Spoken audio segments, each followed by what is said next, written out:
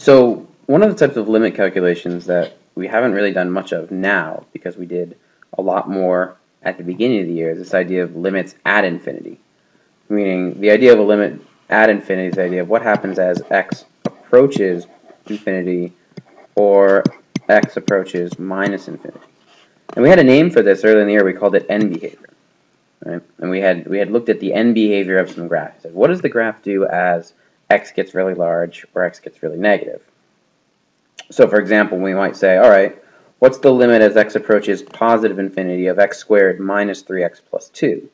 And since we know that, right, that's a parabola and it opens up, we know that as I approach positive infinity, I get positive infinity.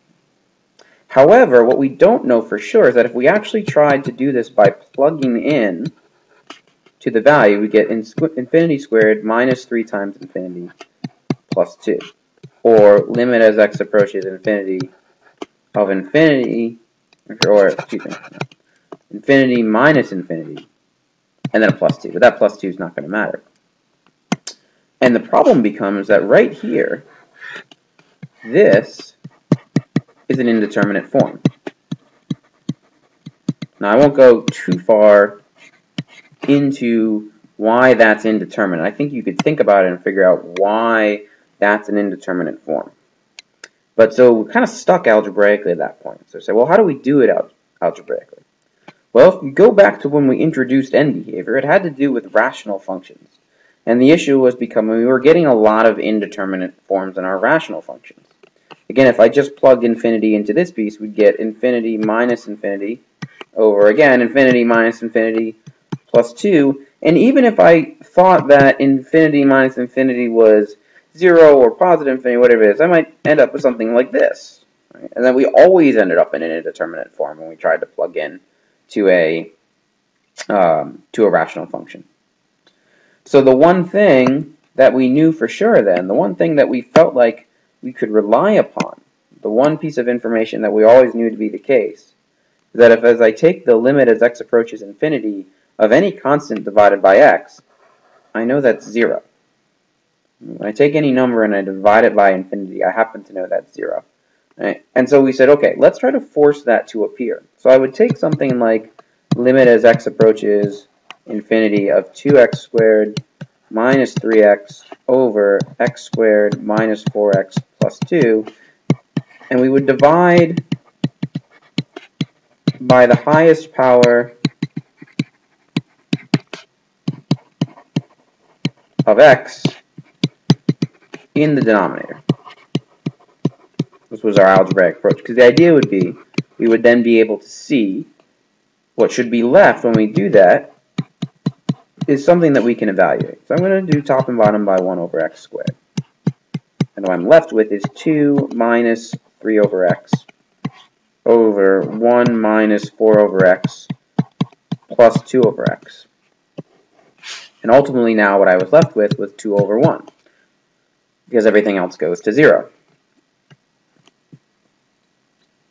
And this was a way for us to understand that limit. And in some way, something that we can actually apply to this example we were just doing. You say, well, how do I make this example work from an algebraic perspective? Because I happen to know what the end behavior is because of my knowledge of parent graphs. But what I want to see is I want to see either a constant or I either need to see a constant or I need 1 over x. Maybe more specifically a over x. Something divided by x. But I don't have a rational function. I don't have a numerator and a denominator. So I can't necessarily or don't want to multiply top and bottom by the same factor. And I don't know what that factor would be because I don't have a denominator. What I can do, however, is I can force factor in a creative way. If I pull out the x squared out of everything, I'm left with 1 minus 3 over x plus 2 over x squared. And before you go any farther, make sure that when you multiply that x squared back through, you get back to the original equation. Again, remember, sometimes in evaluating limits, we do things on a lateral basis that we would never do otherwise. This is not a better equation than the original. but it does let us evaluate the limit, because what we get is infinity squared times 1 minus 0 plus 0, which is infinity squared, which is positive infinity, which is what we were looking for. So, let's take that into a type of problem that you haven't seen before. Alright, so I want to talk about y equals the square root of x squared plus 2 over 3x minus 6. If you've never seen this function before, it's not a parent function. It's kind of like a rational function. It certainly has an asymptote. Right? Notice that here's the asymptote in the graph itself. But if it was a rational function, it would have just a single asymptote, and it doesn't have a single asymptote. Okay? It looks like, if we take a look at the graph, it has two asymptotes. It has one here, and it has one here. Right? There are two asymptotes. This is kind of a big deal. That suggests that the limits as we approach positive infinity and minus infinity are different, unlike all of our rational functions in which they end up being the same. There has to be an algebraic justification for that. There has to be some way that comes out of the algebra that we do. So let's try to look at each of the two. So I'll try to follow the same pattern that I just did before and divide everything through by the highest power of the denominator. And if I was going to do that, I would do a limit as x approaches infinity, x squared plus 2 over 3x minus 6. I would do a 1 over x top and bottom. Right? That's the highest power. But that's not necessarily going to give me anything in the numerator. Right? If I choose to do it in that manner, what I end up with is the limit as x approaches positive infinity of x squared plus 2 divided by x over 3x minus 6 divided by x. And on the top, I get nothing, but on the bottom, I get something interesting. So it's not quite the factor that I want here. There's a smarter factor, one which lets me actually do the top and the bottom. And what I'm going to do, so I don't want to use this. What I'm going to do is I'm going to say, okay, I'm going to start with my x squared plus 2 over 3x minus 6, but I'm going to multiply through by 1 over the square root of x squared. Because we know that the square root of x squared, right, is, we know that the square root of 1 over x squared is going to be the same power as what's on the denominator. So again, I do the square root of 1 over x squared on the denominator as well. Now when I do this, I get limit as x approaches infinity of the square root of 1 plus 2 over x squared on the top. And on the bottom, I think, okay, I'm taking the square root of x squared. That can either be plus or minus x. Right? Now, in this case, x is approaching positive infinity. So I'm going to have 3x over x minus 6 over x. And it's just going to be the positive version of that. Right?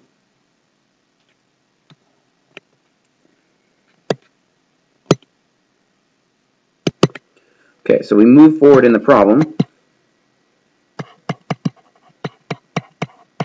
X approaches infinity. 1 plus 2 over x squared. On the denominator, I have 3 minus 6 over x. And now I go ahead and let that plug in infinity, and I get the square root of 1 on top, which is just 1 over 3 on the bottom, and I get a positive 1/3. And if I look back at the graph, and I look at the scale, and I say, well, there's 0.625 and there's 0, it's reasonable to think that 0.3 repeating could be the asymptote for this graph. Now what we'd like to see is that the other asymptote is minus 1/3. Well, let's assume that I approach the other direction in the same way.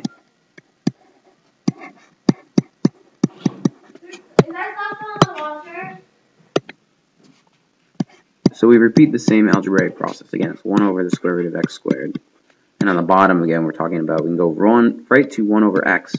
But in this case, because x is approaching minus infinity, it must be a minus x. And that becomes the algebraic distinction here, that as I approach minus infinity, that square root is going to be, what comes out of the square root is going to be negative. So I get 1 plus 2 over x squared, and on the bottom I get minus 3 plus 6 over x. And now again, as I plug in infinity, I get the square root of 1, but on the bottom I get minus 3, and there I get my minus 1/3. And you can see how that negative impacts the graph itself. Now, this problem type I won't quiz you on Monday, but it is something that we should be aware of in terms of how to calculate those different limits and a type of problem that we'll see more in the future. So you'll see some of these on the review test. You should practice them as you see them, and we'll certainly spend some time on them in this class as well.